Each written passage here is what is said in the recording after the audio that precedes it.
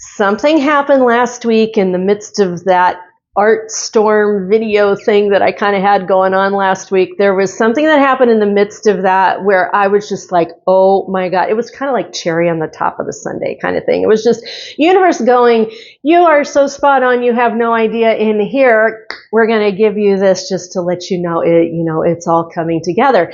And so I want to share that with you first. I'm going to share that with you first.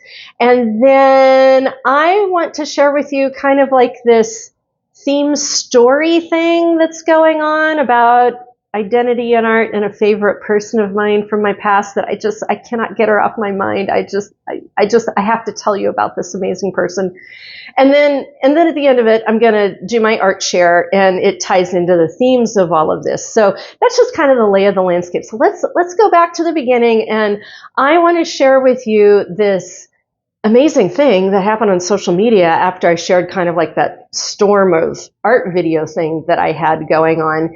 And that is, if you recall, I was beginning to put together this whole energy environment, money thing, art thing, and where the money art thing is a crossover, especially with our second chakras.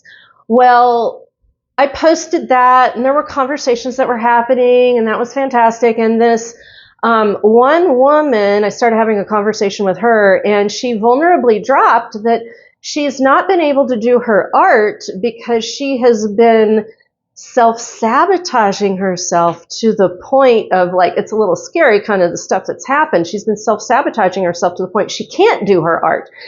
And so we were having a conversation about that, and as that's happening, I'm beginning to realize, all of those blueprints from somatic money, which are rooted in the body, especially in the second chakra, that I have been working on for years and years and years with my body-based money relationship.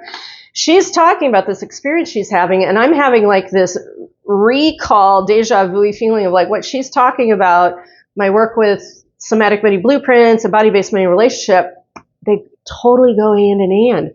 Totally go hand in hand. So I was able to give her some helpful insights about, hey, this kind of framework schematic I've got with body-based money relationship, that thing that you're going through with self-sabotage, it connects into this data that I have with body-based money relationship. And it was so cool to be able to share that with her. And I am so thankful about that. And I want to do that more here. I'm like, all of a sudden I'm realizing, oh my God, all that wisdom and experience and knowledge from body-based money relationship totally has a plug in with issues and themes and dynamics that we've got going on with art is life, life is art kind of thing. And the other piece of this that just kind of like, it makes me tear up a little bit, one of the things that she had going on is a loss of a loved one. And that was part of the reason she was having a hard time getting to her art. And you guys know me, I'm a medium. I talk with all the beings and light beings and deceased people from the other side. And before it just kind of popped out of my texting mouth before I knew it. I'm like, well, oh my God, I'm so sorry that person crossed, and you need to be asking that person for help to get to your art. And it popped out of me before I was like, oh, maybe that might not have been, maybe that was too forward a thing to say. And so all of a sudden I was like in my element, sharing what I knew into the art space. And you guys, that's the plug-in. This is the plug-in, the energy environment we're living in. That's the energy forecasting. All of the money framework dynamics of body-based money relationship, second chakra, plugging into the art is life, life is art space. So I don't know how this unfolds. I don't know how this works, but I just want to let all of you know that happened. And I felt like it was positive and helped somebody with a step forward. And I kind of want to keep doing that. I want to keep bringing my energy, money stuff over into the art space as the art space unfolds as this amazing place of self-expression through especially second chakra and throat chakra and heart chakra. Like, oh my God, and it amazing, and empowers our solar plexus. It is a full body thing. It totally is a full body thing. So I just kind of want to put that out there and see how it unfolds. I think it would be kind of cool, and we'll just see what comes up from it. So there's that. That's the first piece that I wanted to share with you. So now I want to talk about this pretty amazing person that I used to know in Durango, Colorado. Forgive me if I get a little bit teary. Karyn Gabaldon, amazing person, amazing artist, amazing businesswoman. And the thing that's a little bit heartbreaking and hard is she crossed over. She left this earth about a year ago, September of 2024. So I find it very interesting from a timing perspective that I am sharing all of you with her a year to month since her crossing. And when I found out she had crossed, I truly was heartbroken about it. It was like, oh my God, such an amazing person. And to lose her at this time, that's a challenging thing to have happen, because she's one of those persons that you just want on the planet, because she makes everything better. She's one of those persons, she just made everything better. That was Karyn. And so as I'm talking, I'm sure I'm flashing up some photos of her in her gallery and some of her artwork. But the thing about Karyn is she was so underspoken at the same time that she was incredibly successful. She is probably one of the most developed and successful artists that I have known in person, as a person, in my entire life. When I met her and had interactions with her, and she had me do some psychic work for her at one point. When I met her and had interactions with her, she really imprinted on me this sense of artists can be successful. And not only can artists be successful, artists can be extremely successful. And she had a gallery on a corner spot in downtown Durango, month after month, year after year, decade after decade. She not only made this thing work, she thrived. And she had done all kinds of artistry, like jewelry and pottery, ceramics and painting and all these different kinds of art. And she was a self-made, self-supporting, self-thriving artist. And so getting to know her and being in her presence without really understanding at that point in my life who she really was and what she really represented. When I look back now, I'm like, Karyn Gabaldon was a walking miracle. I mean,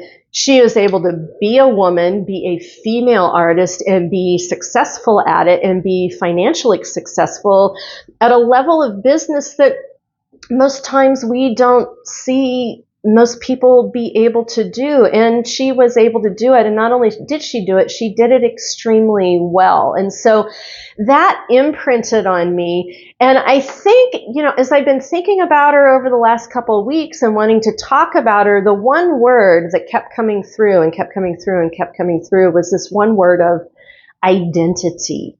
Identity.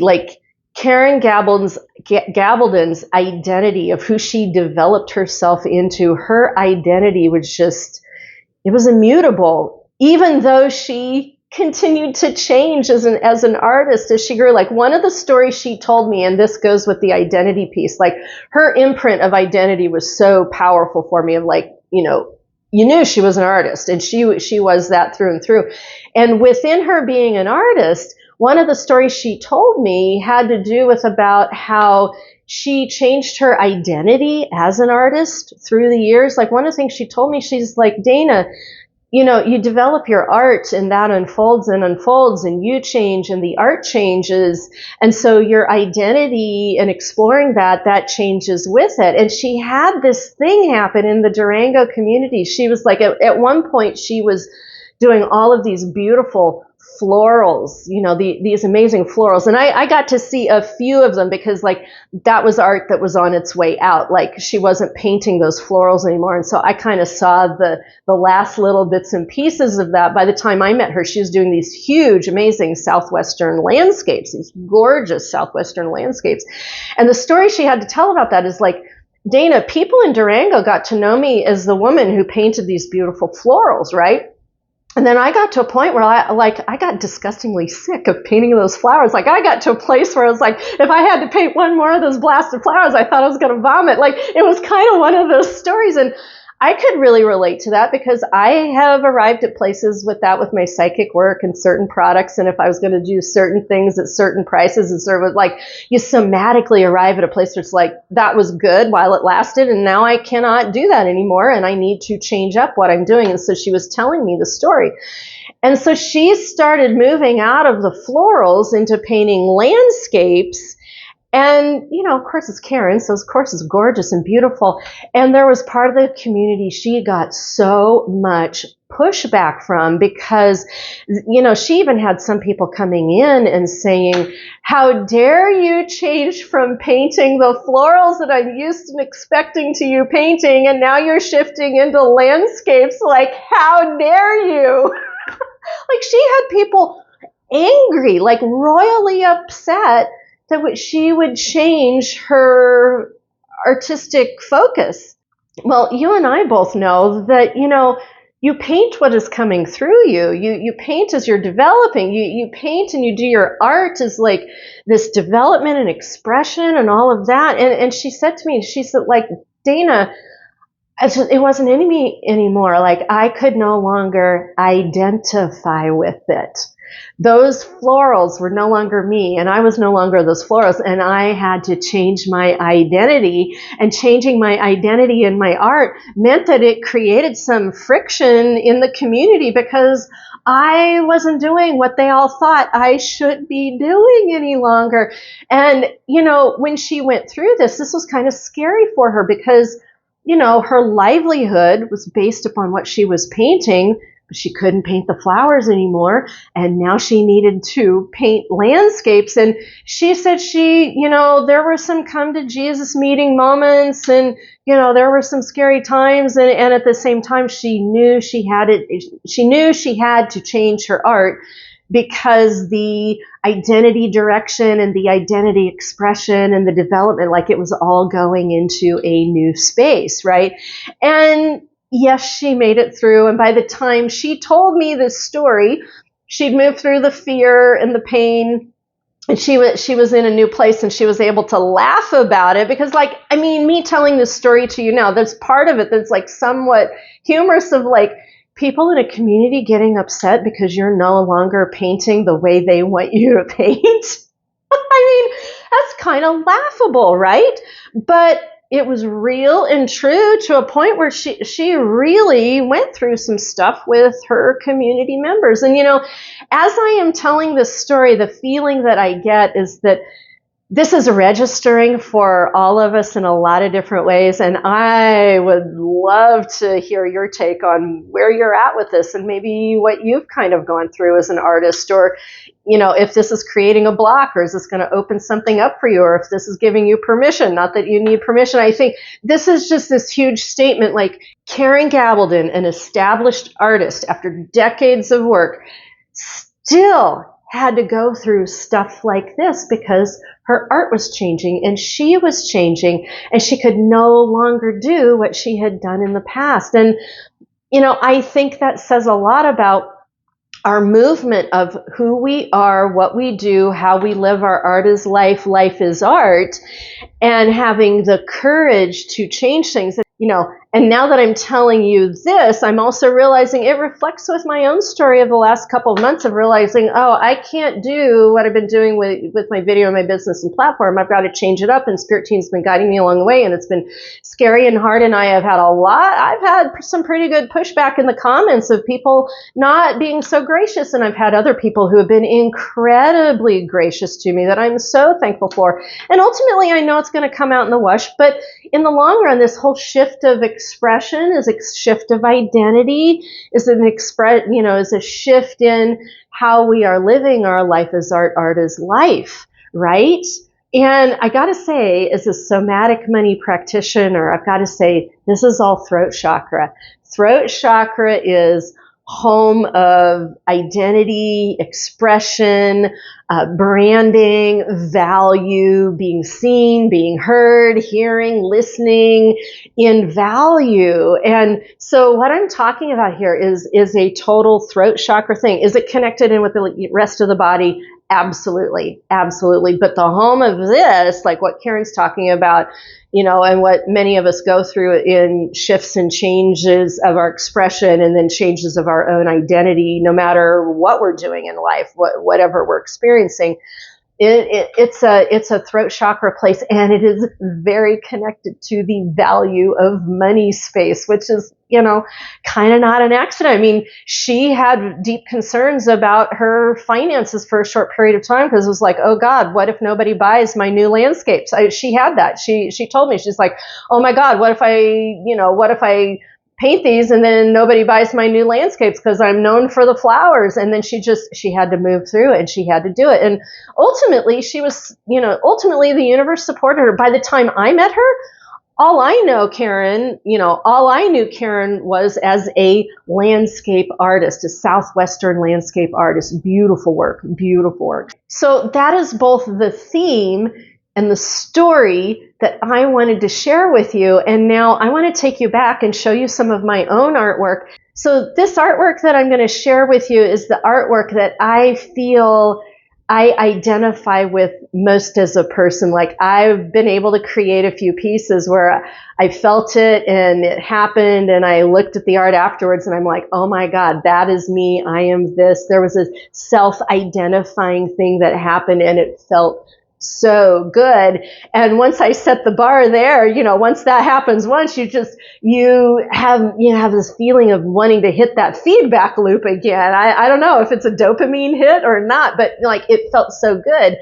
And so my art, like, as I've been doing my art the last couple of weeks after hitting some of those notes, I've had this feeling of like, where am I at in the art? Where's the art in me? Of having, like, in the back of my head, this sense of like, as I'm playing with self-expression, like when something lands or doesn't land, like, how is that vibrating with me? How am I feeling about that? How is my, what's going on with me as my identity as an artist? Not from a brain space, but a total somatic feeling, vibratory space of like, did I feel that as I'm looking at it? Am I feeling like, this whole feedback loop thing? All right, so let me pop the camera down, turn around, and let's head back to my art room. All right, so back in the art room, and let's take a look at some of these pieces. Oh my God, this came out of nowhere. It is one of my favorite pieces. I really feel like it expresses what's happening inside of me and who I am. Like, I look at this and I go, yeah. And this came about right about the time I had that whole soul flaring thing going on. And I literally came back into my art room here to see if I could paint what I was experiencing with my soul flare. And I talked about this in my energy forecasting, the soul flame, soul flare thing. And so I came back here into my art room and I was like, I don't know, for kicks and grins, I don't know if I can even do it, but let's see if I can do the whole soul flare thing and paint it into existence. And it happened, people. I was shocked. It happened. So these are my high flow watercolor paints. And I don't even know how this came together. I love this piece. On days where I'm feeling discombobulated and out of sorts, like, I will come back in here and look at this piece, and it helps me ground and center and come back to myself. Now, the other one that is a little bit of a shocker as far as, really expresses who I am. This is one where I would say, like, this is me when I'm in my copacetic space and I'm feeling kind of happy and cheerful and grounded and peaceful. And I can really identify with this piece just from a copacetic kind of place. And I think most of you have seen this one by now, simply because I've had it out there a couple of times. This one, from the color palette perspective, time and again, I just find myself gravitating towards these colors. And so, these colors are me, I am them. This is what I identify with from a color schematic most of the time. And then I want to share with you one of my textured art successes. And I got this done and I'm like, oh my God, this is much closer in line with feeling like who I am. It's this one right here. Yeah, I'm beginning to hang stuff up on the wall just so I can kind of take a look at things, right? But this one right here, this is the closest I've gotten to feeling like, you know, I put down a backwash that I really kind of liked. And then these curly cues coming through with the textured art. See, you can see that's, you know, that's the texture coming through on the wall. And I was going to put more down, but I got to this point and I had to take a break. You know, it was late in the evening. I was like, I'm tired, so I needed to stop. And I haven't been able to put any more on the canvas. So I think it's done. All right. So that's what I've got for you. And I would love to hear from you as far as, you know, your experiences with art as identity and what you've had happen with that or what you've got going on with that. I think that's a huge topic to be talking about. And, you know, I'd love to hear what you have to say about it. So that's what I've got for you for now. And of course, make sure you keep walking forward to meet those miracles along the way. And I will see you in my next video.